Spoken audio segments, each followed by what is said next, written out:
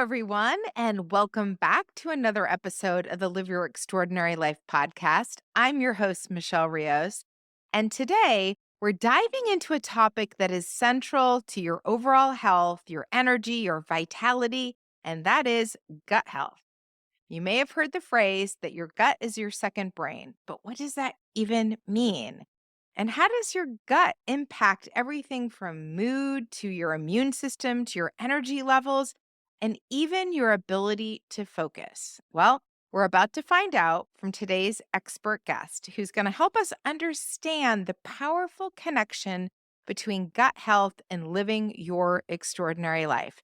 So, without further ado, I am so pleased to welcome back to the show my dear friend and wellness advocate, Colette Brown. Welcome to the show, Colette. Thank you, Michelle. It's so good to be here. I'm really happy. And it's my favorite thing is talking about gut health and living extraordinary. So I'm excited about today. Well, we've known each other now, gosh, for almost 2 years. But it feels like two lifetimes. I know, it really does. And we have been through a lot together in that short We period of have. time. We have. So, we want to delve right in, Colette, and I'm going to start with a foundational question for you for our listeners. And that is, can you help explain what gut health really is and why it's so critical to our well being? Gut health is everything. There's the gut brain connection. And people think, oh, sometimes maybe it's my mood is off. But what they don't realize is it could actually be the reverse, where the gut is off and then it communicates up through the vagus nerve to the brain and it creates symptoms that we know as depression, which is called the cytokine model of depression. When bad things get in, it leaches out from the gut lining into the bloodstream. And in the bloodstream, it travels up past the blood brain barrier into the prefrontal cortex, and it can create symptoms that we know as depression. And so I think what people often don't know is that the gut is so critical and they wonder, why do I have eczema? Why am I feeling off?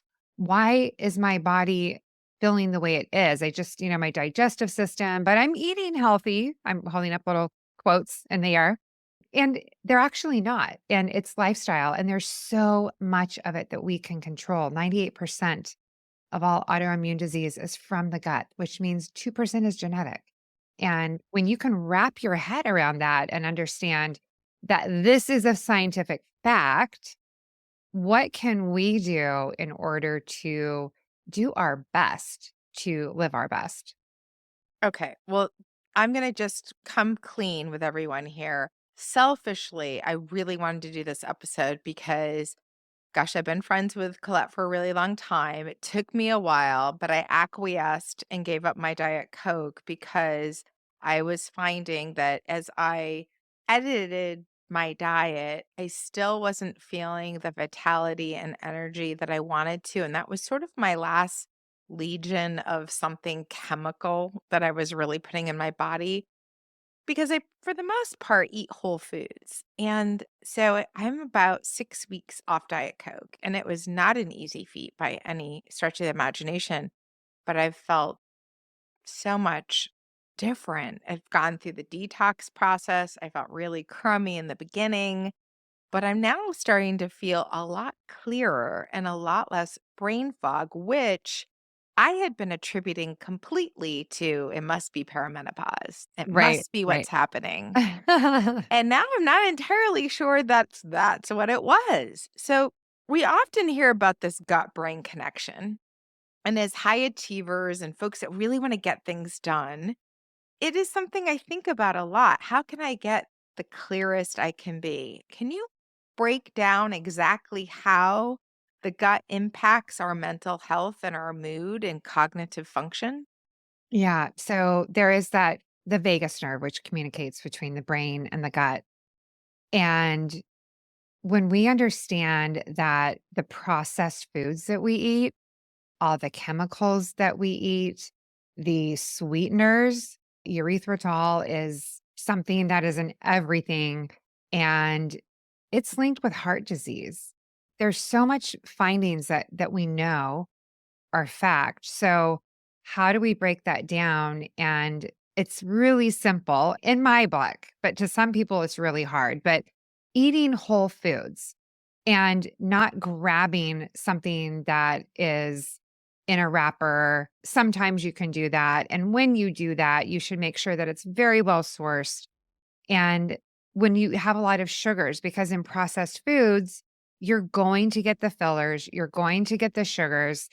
And if you know that you're only women are supposed to have 25 grams of sugar a day and men 35 grams of sugar a day, and one of your quote power bars has 25, 35 grams of sugar in it, just in that one, what about the rest of the day when you're eating your fruit, when you're eating other processed foods? What about all of that sugar? So most Americans are eating over 100 grams of sugar a day. If you just break it down and look at if you're having a Starbucks coffee, if you're having your fruit, a banana has about 12 to 15 grams, just to give you reference.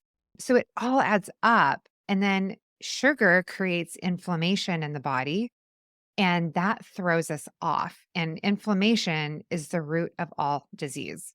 So when you're inflamed, yeah, it's easy to say, "Oh, it's my perimenopause. It's genetic. My family, everybody had this disease." And when you strip it down and you look at how did this develop, it really will point back to your diet.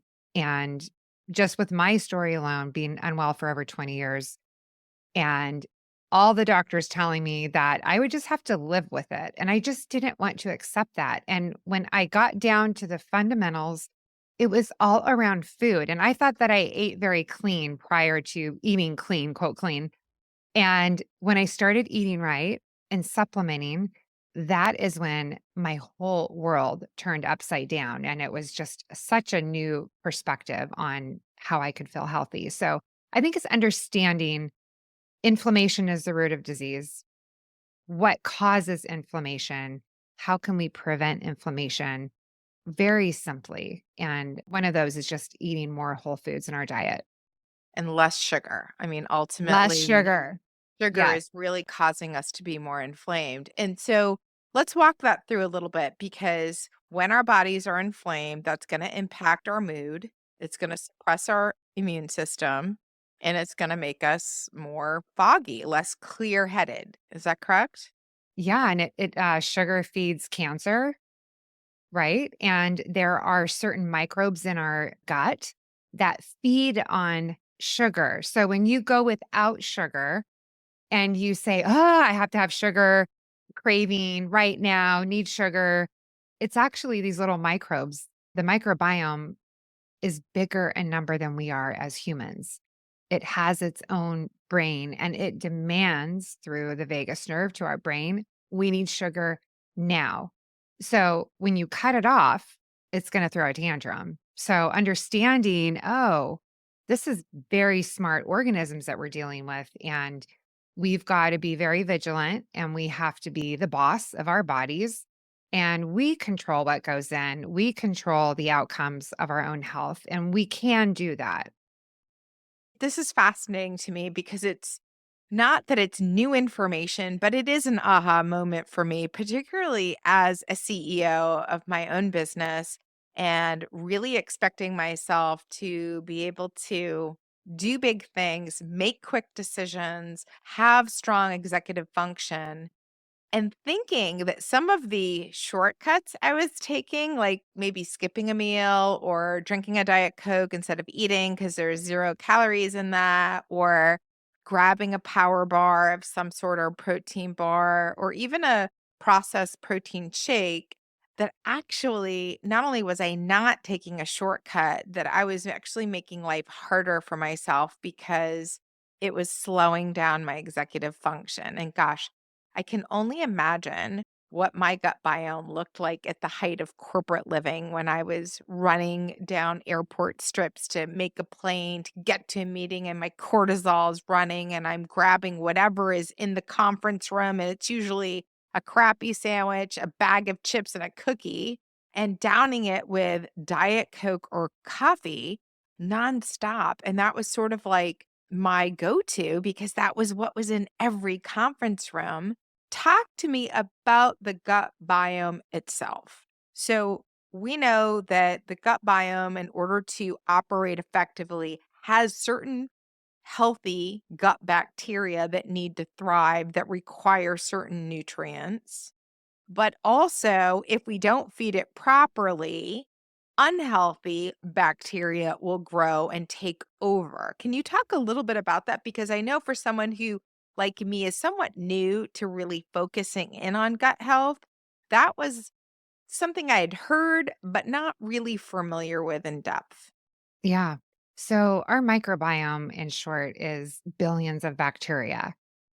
And in order for them to function properly and in harmony, and we say good and bad bacteria, they're not good and bad, really, right? They live in harmony with each other when everything is operating properly. When one side gets more than the other, like our scales shift and they get off. So when you're feeding that sugar microbe, then it gets off, for example. So in order to feed the microbiome, they need digestible fiber. They need fiber in there. Like that is their food. So fermented food is really good. I love coconut because coconut is very dense fiber and it has all kinds of nutrients. So that's really good for the gut. We know a lot of things that are great for the gut, your probiotics. Your microbiome create vitamins for the body. That is one of their functions. They digest food. That's another one of their functions. So when we eat the fiber and the fermented foods, it feeds those microbes and it enables them to produce the vitamins. So we have to understand like the essentials. So it's a whole world in our gut going on that we don't even have to think about. But what we do need to think about is what feeds them. So obviously, giving them the proper nutrition, the whole foods, we do need the fruit. We need the polyphenols. So berries are wonderful for this. There's other foods too that are high in polyphenols, but those are great.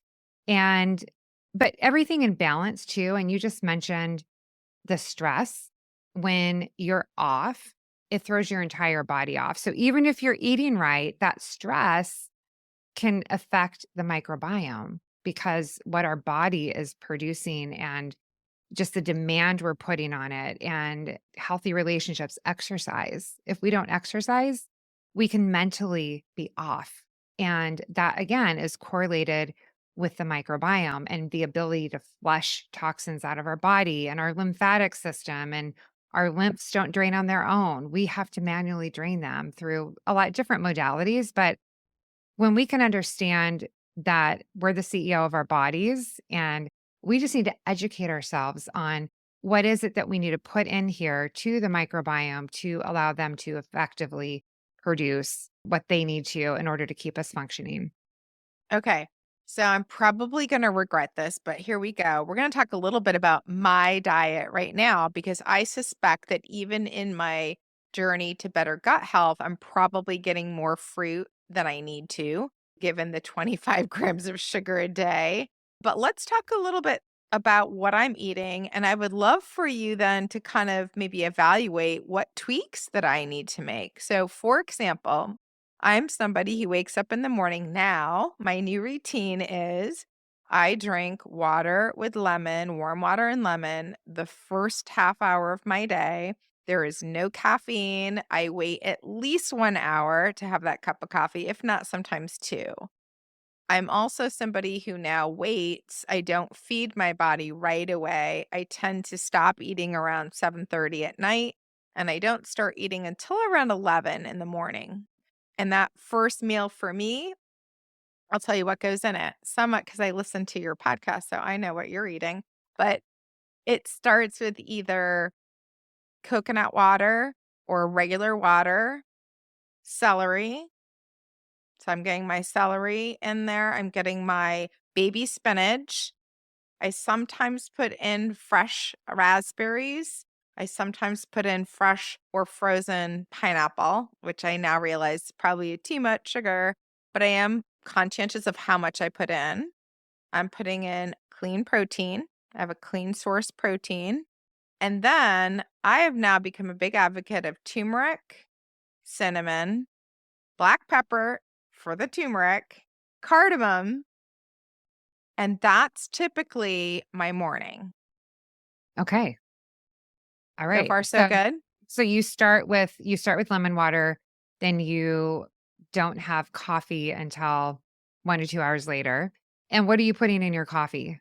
I'm a black coffee drinker, so I'm pretty lucky. I like the bitter taste of coffee. I don't put sugar and I don't enjoy milk. So milk for me has to be in the form of ice cream. So I'm okay in the winter. Perfect. Okay. And so for the people listening, if you have problem with caffeine and you feel a little jittery, normally we do like a bulletproof coffee. So if you add a little fat into your coffee and blend it, Mhm. then it will be more the nutrients, like the polyphenols actually in coffee, a well-sourced coffee. So that's the other thing, making sure where it's sourced from to make sure that it's not with mold and it's organic and not processed. So, real well sourced coffee is worth your investment. And if you mix a little bit of coconut oil or grass fed butter into it, it makes it more bioavailable for the body. So, that's one step for people that have a problem with drinking just black coffee. So, the other thing is you said you do your green drink, right? Am I taking Mhm. that right? It is my Next? green drink, but it does have a Okay. little bit of fruit in it. Now I'm wondering if maybe it's too much fruit. So I recommend if you can go without fruit, it's better. Don't start your day with sugar. We should push that off as long as possible because once we get sugar introduced into the body, the levels can spike depending on who you are. And just to keep that at a moderation, and have your sugar later would be my recommendation. And I also recommend, I don't know how it is over there in the winter, but going to the farmer's market and getting diversity. So you named a lot of different vegetables that you're putting in.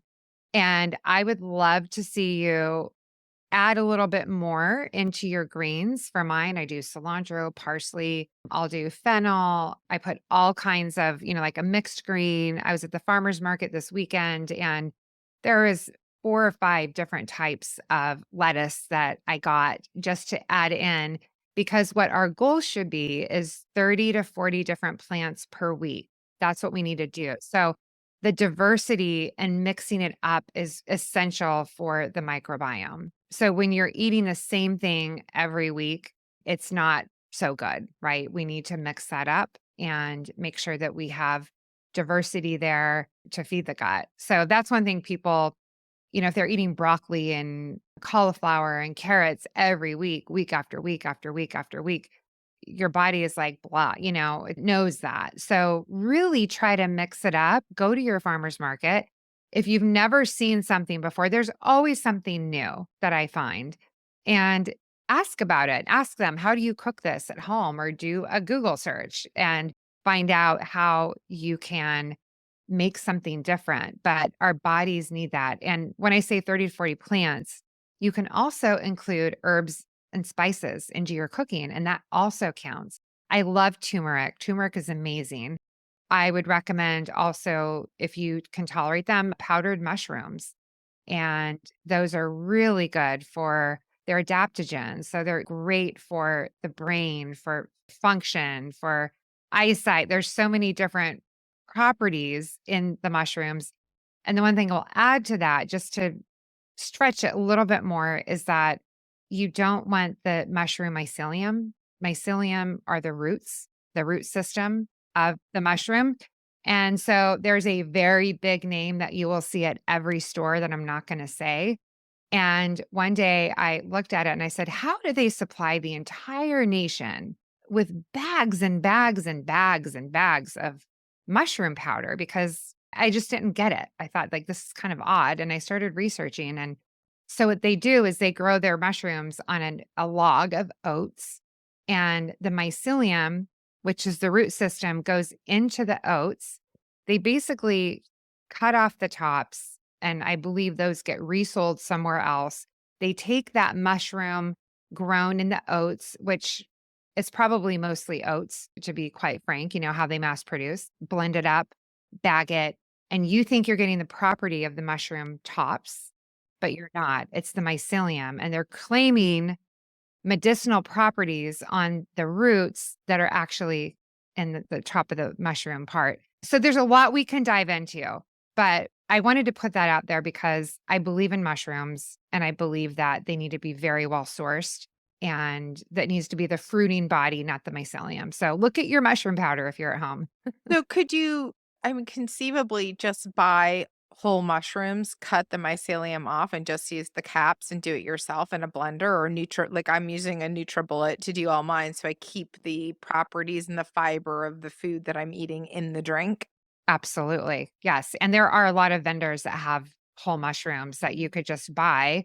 And usually it doesn't come with the mycelium. It's usually just the whole fruiting body of the mushroom. So, yes, absolutely. You could do that. Okay, excellent. All right, well, we're gonna keep going because I wanna get some Yeah. feedback on the rest of this, a day in the life of Michelle now on her quest to get better gut health. Okay, second, typically I eat another shake. I tend to try to drink a lot of these nutrients because I find it easier to do in the course of my day, and then I eat a dinner. So my second one is a green drink that probably still has too much fruit in it and probably not enough variety. I will say I kind of move on to like lettuces and arugulas and spring mixes. So I do get that mix. I tend to add something creamy, so like a quarter of an avocado to get some healthy fat in there, or I might use some coconut oil. Use like a teaspoon of coconut oil. This is where I get into cinnamon. I was just educated earlier in this week. I've got the wrong cinnamon. I didn't know there was a right cinnamon, but The some Ceylon cinnamon instead of yes, Saigon, right? Ceylon Yes. cinnamon is the way to go. I personally Yes. still have Saigon cinnamon. I didn't know there was a difference. I sort of sat there dumbfounded going, "Really?" They're like, "Yeah, you're not getting the stuff you really need out of that one." So I will be going and looking for something. Looking for the Ceylon. And then I tend to go back and have more fruit. So I found this might be too sweet too. Just a few dark, but they're sweet, pitted cherries change everything for me. They're probably too sweet and not tart enough because they do make it so yummy to drink. But I'm a big celery fan. So there's more celery in there. And that's usually my second one. I usually do my vital proteins, which have collagen, but not a full thing of protein as I would normally do. I know they're missing some of the amino acids to be a full protein mix. I feel like okay with that because my hair is growing longer and I'm okay. And then dinner hasn't been as adventurous as it probably needs to be because we are big fans of grilled chicken and not a lot of other things. So I'm eating a lot of grilled chicken these days, folks. But that is when I'm baking on a cookie sheet just a lot of vegetables. So I'm a big fan of those mini sweet peppers, the red, yellow, and orange. So I just buy the organic ones. I take the seeds out, I cut them in half, I brush a little bit of extra virgin olive oil on them, and then I'm big on pepper and a tiny bit of salt, and I bake those in the oven for about 15 minutes, and they're delicious. Typically a little bit if I haven't had avocado, I'll do a quarter of avocado then. What else do I have? My boys love broccoli, so I'm lucky because we do the same thing. My husband, even in these East Coast cold temperatures, will go grill chicken for us, or if they're eating ground beef, they'll do that. And so they usually do their broccoli outside. I'm happily receiving that, but probably not enough variety. And then I will say I'm drinking a lot of water. So I've replaced all of my Diet Coke and fizziness with just water with probably a little bit of lemon. And then at the end of the day, I've become a big fan of magnesium because I have had sleeping issues. So I have been taking magnesium, powder magnesium, and warm water. And that tends to be the way I cut the end of the dinner cycle for me. Yeah. So That's not great. terrible, but cleanup from where I Yeah. was for sure, Yeah. but would Yeah. love to have some ideas on how to tweak it and what I might be missing. Yeah, so it sounds good. I like that you're doing your 2 self-made shakes every day. That's wonderful. Or your green drinks, whatever you wanna call them. I would just analyze because I'm not there, but how much sugar is going in. And I would say for your second drink of the day, yeah, put some in there. You can put cherries if you really like that. You shouldn't deprive yourself. I mean, that's something that you love. And even unsweetened dark chocolate is actually really good because it doesn't have all the sugar in it. So if you want a chocolate flavor, you could put that in there. So I think that's good. I would like to see your protein intake a little bit more because collagen is definitely not the same as a whole protein. Even though collagen is essential, and I believe I also love bone broth. Like every day, that's one of my things. Like, and when I'm traveling and I don't have my green drink and my bone broth, I notice it. My skin, my hair, like I start feeling it in my body. So I like to add that in. Some people don't eat meat and they don't wanna do that, but if you eat meat and you find well-sourced meat and grass-fed bones, and I put chicken feet in my bone broth, that's one of the best sources of collagen that you can have, chicken neck, chicken back, and then I probably put 12 different herbs when I'm cooking it, so all those herbs are going into my body as I'm consuming it, even though they're just little particles. It's still going into my gut microbiome and giving it diversity. So I'd like to see you try to up your intake of protein somehow, whether it's getting some more eggs or another kind of protein during the day. So I'd like to see that. The other question I have for you is when you're cooking your vegetables, two things. Are you using parchment paper under your vegetables? Now I'm afraid to tell you, I'm actually using aluminum foil. Yeah, yeah. Wah, wah. Wah, wah. I Yeah, kinda knew so that parchment paper is the way to go, right? metals in the brain, we know, are linked to Alzheimer's and dementia, amongst other health diseases, and that's one of the things that is always so I'm still in shock. I've been doing it for years and years and years. I've been using parchment, but this is great that whoever listens that's still using aluminum foil, do not use it. If you need aluminum foil, cover it first with parchment. Like if you're touching a turkey, just parchment, put aluminum over it. Or a pie, if you're baking a pie, cover it with parchment and then aluminum around it. If you want to put on your cookie sheet, make sure that there's parchment over it. But parchment paper, number one rule, make sure that you're starting to do that because aluminum foil is not good for us. The other thing I would change is instead of olive oil in your baking, I would use avocado oil or algae oil because it has a higher burn point. Avocado is a lower burn point, which can create oxidative damage. So by switching out that oil, you can improve your health like a little bit more too.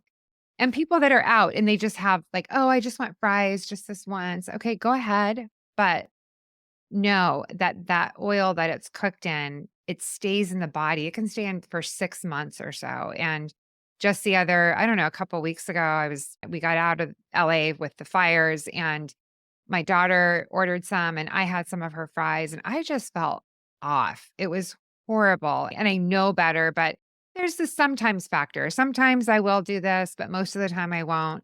But just so people know that that little cheat, if you're doing it all the time, you're not gonna get the maximized health benefits that you normally could. Oh my gosh, absolutely. Alright, let's talk supplements. So, I recently, as in, like, 10 days ago, added a pro and probiotic, which is very new for me, and I won't mention brand names because I don't wanna belittle or promote anyone, but that was a big difference. I don't know that I've noticed a whole lot of change yet, but that's new for me because I don't typically take any supplements. I was taking vitamin D for a little while until my vitamin D levels sort of got higher. They were pretty low in December, and they're doing better now. But what else should we be thinking about? What other things should we be taking in order to help support our body and our gut health? Yeah, so if you're taking D3, the other side of that that you must be taking or you could get toxicity from your D3 is vitamin K2. And K2 is found in fat of ruminant animals. So the ruminant animals have 4 different compartments that they ferment, so they're eating grass for a cow, and it goes into the first chamber, and then they spit up their cud, right? They chew their cud, they spit up their foods, chew their cud, goes back into a 3rd compartment and back. So this back and forth creates this fermentation, and in the fermentation is created a vitamin K2 that's stored in the fat. If you're eating an animal that has been fed corn and soy and grains, it does not ferment and have the same benefit as a grass fed, truly grass fed and finished cow. So when this is grass fed, you want to make sure that it's raised with grass and finished with grass because a lot of these companies will raise it with grass or they'll raise it with grain and finish it with grass or vice versa. And then you're not getting the true benefit of grass fed. So that I can't iterate that point enough. So make sure that you have really well sourced meat. So the K2 vitamin is responsible for calcifying our bones. They found that calcium is actually linked to heart disease. And there's been multiple studies on this and the Mayo Clinic. And so you'll see a lot less calcium on the shelf today, and so K2 is the new calcium and it decalcifies the veins. So it keeps our bodies healthy and the blood and fluids flowing properly. So when you're taking the D3, it needs to be complemented by the K2 vitamin. So make sure that if you are doing your D3, have the K2 with it. So that's another essential one that I've been trying to promote and let people know that they need to be taking that together. And functional medicine levels are need to be a lot higher in the D3 range than traditional Western medicine. So I would also say compare those levels with functional medicine and make sure that those levels are high enough because Western medicine puts you way lower than what you need to be. Ooh, good to know. I was happy that I was in double digits, so I'm gonna go take a look at the functional medicine levels. And okay, I have recently been introduced. I'm not entirely sure how I feel about it yet, so the jury's still out, but to dandelion root tea as an important part of detoxing. And I'm not entirely sure how I feel about it, but I'm willing to try it for a while. So I'm in the trial phase of trying my raw dandelion root tea, but I've been told that that's good to be using. Other things that you just think, look, these are basics everyone should be having. I feel like I'm getting enough fiber in all the vegetables I'm consuming, so I'm not too worried about a fiber supplement. But the pre and probiotic that I wasn't taking before seems to be a good addition. So I'm going to stick to that and see how I feel in 90 days and reevaluate if I go then to like 6 months and keep reevaluating. Yeah, so, I mean, I'm sure the dandelion root is fine. I would just say work close with the practitioner if you're doing it something you're doing it ongoing, and I would say depending on your levels, like your energy level, I love CoQ10, like that decreases as we get older, and anybody that has heart disease is told by the doctor, "Get on this." So, if you have a very well-sourced CoQ10, it's great. There's berberine, which is really good, Which for I've helping. heard that berberine is like the craze, like it's been around forever, and all the folks that have been in gut health have known about it for years and years and years. But now a lot of folks that have like weight issues are now starting to realize the benefits. Can you talk a little bit about berberine and why we need it in Yeah. our diet? Yeah, so that and I wanna also mention another one called NAD. This is more of a newer one that people are talking about, but the cell center, the mitochondria there, it produces ATP production, right? So, if we can up that ATP production, then our cells can be more effective and they can work proper, and so having all of these, like, if you were just to take that I would say, it's standing alone without doing anything else. But I would say if you're having that good diet and you're really being cautious about oils that are coming into your body, these supplements that we're talking about, in addition to working out, like that should be a non negotiable every day, like to have some kind of a workout. have a mindfulness meditation practice. That's so important. Make sure that your stress levels might have been out of whack lately. And I feel it in my body because the fires here in Los Angeles, it's been very stressful. But all these together collectively, if you're going to add them in, will actually help your body function just a little bit better. And then if you're perimenopause, like like we are, then looking at a supplement like DIM, it's one that's very simple, natural. And I would also say that ladies, if you're in that perimenopause state, don't be shy of looking at some bioidentical hormones. There's been a lot of reversing on research that has been done in the past, and they're kind of poked holes in things that they found. And I feel like do your own research so you understand where we're at on that. But also in the supplement category, don't be afraid to speak with a doctor and get on something if you need to. 100%. All right. Let's talk about actionable steps because everybody wants to know. All right. So, starting today, what are maybe 3 to 5 simple things that everyone can do to really improve gut function and gut health? Yeah. So, number one is this is what I always start when I work with people, know your why. If you don't know your why, you have no teeth to grab onto when you're frustrated about a day that went sideways or whatever it is in your life. If you don't understand what is the bigger picture, what am I aiming for? What is my why? Then you're not going to have a foundation to stand on. So please do that exercise where you sit down with yourself and write 7 lines, 1 through 7, and say, what is my why in life? Write that down, drill into the first one, drill in 7 times.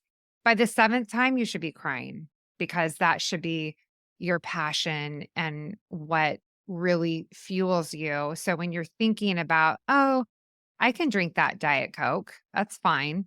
Then you think of your why and you say, you know what? My why is bigger than this Diet Coke and I'm bigger than it. So I'm going to be the CEO and call an executive decision and say no. So, number one, know your why. Number two, something that I've been pushing a lot because there's so much confusion around what is good food, what is bad food, what kind of protein is best.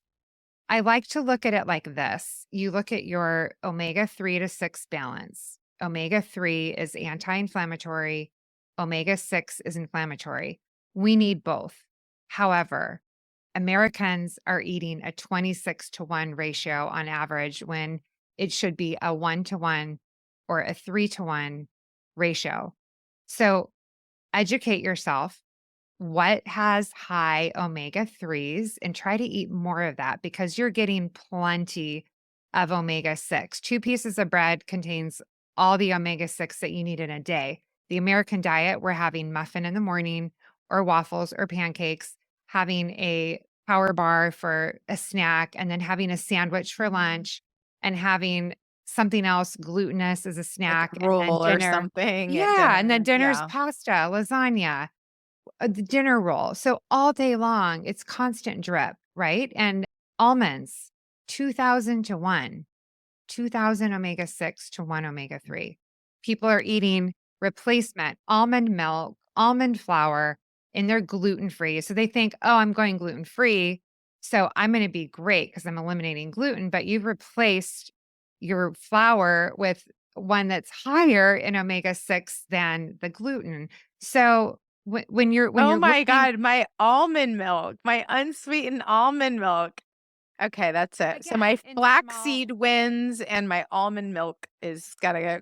We gotta curtail the unsweetened almond milk as a base for my drinks Just occasionally. look at your ratios. So if your ratios are even, then half your almond milk, but it's just something for people to consider. So look at your foods, like educate yourself. What is high omega 3, like seeds, salmon? Those are all high omega 3. What is high omega 6? And how do I balance that? So when you educate yourself, you can say, oh, I'm eating out tonight and I've already had, my omega 6s, so I think I'm gonna try to gear what I'm eating tonight towards getting my omega-3 ratio up. So, educate yourself on that. 3 is, I would say, your list of non-negotiables, because this list could go on for 10 things deep, right? But your non-negotiables, so have an exercise routine, because exercise is so important for keeping your lymphs emptying and for your brain health, your body function. As we age, we lose muscle. And I'm thinking I could live to 120. Like, that's the new age we're supposed to live to. So, if I'm going to do that, what do I need to do today in order to keep this body functioning and this brain functioning into the future? And I think that's doable. I don't know. That's what I'm putting in my head. It's doable. So, what are your non-negotiables? And then have a routine like with your non-negotiables, because when you don't, you're not taking your supplements, you're not doing your green drink, you're not exercising, you're creating the stress and all these things that work collectively together, then all the other good things that you're doing are just for naught. So I would say those: know your why, know your omega 3 to 6 ratio, very simple, and have a list of non negotiables to keep you on track. And then really just educate yourself, listen to podcasts, and really evaluate information. Evaluate everything I'm saying. I always tell people, don't take my word, take it as a landing page that you can say, okay, she talked about a 3 to 6 ratio. What does that even mean? And how can I apply it to my life? And go out and investigate more and really educate yourself. And the other thing that's really been, I guess, not in my heart, but that I notice more and more is that there's this analogy of, if when we were born, we were given one car to drive for the rest of our lives.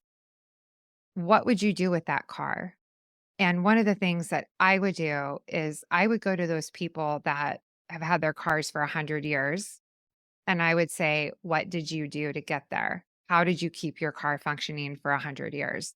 And let's really embrace the older generation, those that are older than us. Let's draw from their wisdom, because the older I get, the more I know that I don't know. And I want to be around people who have lived and who have experienced and are are my heroes, and like where I want to be when I'm their age. So embrace community and those that have gone before us and have more experience than we do, and really just stay true to you and don't compromise on that. I think that's so well said. I think, for me, one of the things that I wasn't diligent about, I thought I could kind of ebb and weave on it, was sleep. And I've actually become very disciplined about sleep. And I think, a younger version of me, not so much younger version, would have been like, oh, but you're missing out on this like show or going out or Yeah. doing this or doing that. But I just realized that I have a difficult enough time getting quality sleep through the entire night. Like, I fall asleep very easily, but I wake up in the middle of the night. I think like so many, particularly women, at around 3 a.m. and I'm awake and I can have full on conversations. And I want to have less of that so that when I wake up for the day in the morning, I'm ready to go. And I find increasingly, it's been a bit of a journey. I am getting longer amounts of sleep, of quality sleep, than I was even 6 weeks ago. So, Amazing. certainly trying different things and looking at what is it that's going to keep me asleep longer. And then if I do wake up, get back to sleep as quickly as possible and then get some more quality sleep before it's time to start the day again. I think that's probably been one of the biggest revelations is I was incredibly sleep deprived with going like maybe an hour stretch or an hour and a half stretch and then waking up, an hour and a half stretch and then waking up. And I would do that 3 or 4 times a night and not really making the connection to what I was eating. Mhm. Mhm. And stresses in life, stress can wake you up at night, and caffeine if you're drinking it too late. And there's different tests. I actually had I've been talking a lot about that on my professional page. on waking up at 3 a.m.? What does it mean? And usually it's your liver cleaning itself out because that's kind of the order process in the night that it gets to the liver to process. So you might need to do some sort of a liver cleanse in order to help you sleep better too. So, yeah, so sleep, I would say as a mom, that would be one of the first things.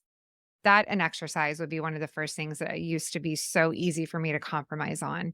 And as I've gotten older, I've said I just have to have my sleep and it's a priority and it's not worth it sleep depriving your body in the long run. It's just not healthy. So Yeah, I and love that you're aware of that.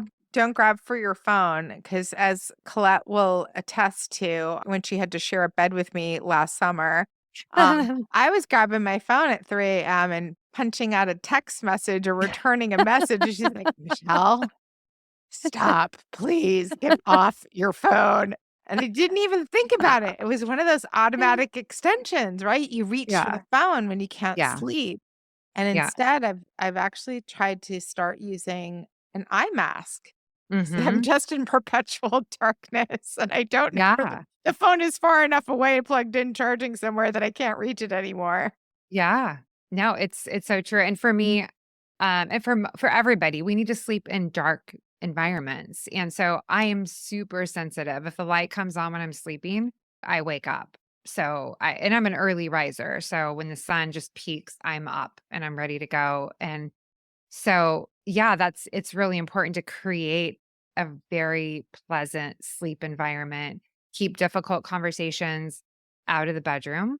Make it dark. If you need some kind of a noise canceling device for those that are menopausal, perimenopausal, there's bed mattresses that you can sleep on that cool you off and helps you sleep deeper. Not having too warm of a room, keeping it like 68 is better than having something that's 80 degrees to sleep in. The colder sleep environment is better.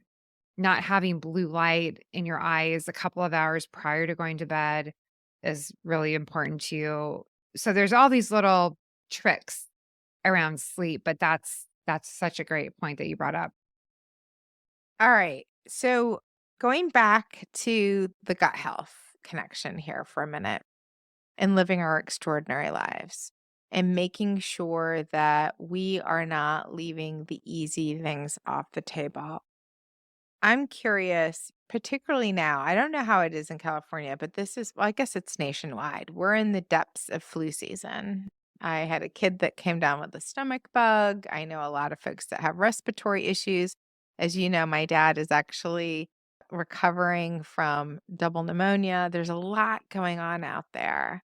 Talk to me about the connection with the gut health because I think people think, oh, but it's just that time of year. So everyone's more susceptible. But if we are improving our gut health, one would be able to say we're less susceptible than those who aren't doing that, correct? Yes, it's so true. It's funny. I years ago I was in a cab going I was in I think Connecticut and somebody picked me up at the airport and was driving me to where I needed to go and it was cold.